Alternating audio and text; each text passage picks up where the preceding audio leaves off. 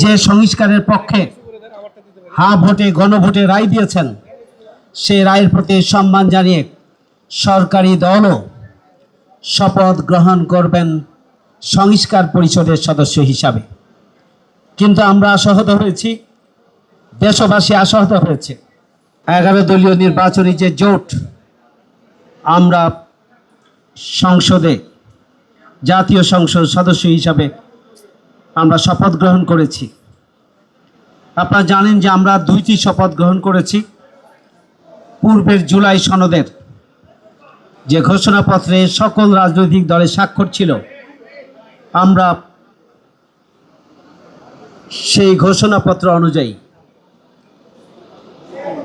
আমরা সংস্কার পরিষদের শপথ এবং জাতীয় সংসদ সদস্য হিসাবে আমরা শপথ গ্রহণ করেছি।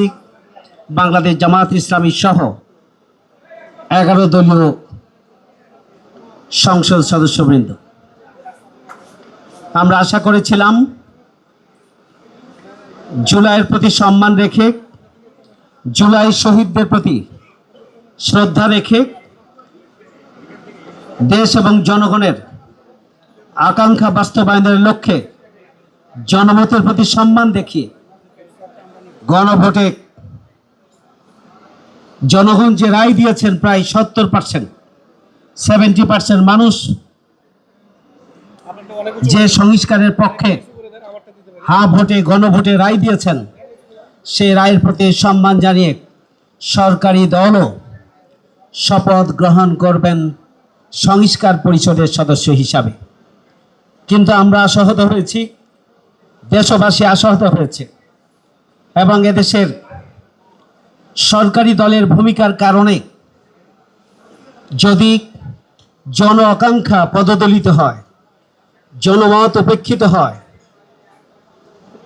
যে ভোটে 70% ভোট যেখানে পড়েছে, সেই ধরনের একটি গুরুত্বপূর্ণ ম্যান্ডেট যদি উপেক্ষিত হয়, তাহলে জনগণ আশাহত হবে, গণতান্ত্রিক অভিযাত্রা ব্যাহত হবে এবং জুলাই আকাঙ্ক্ষা, আমাদের শহীদদের রক্তদান ব্যর্থতায় পর্যবসিত হবে।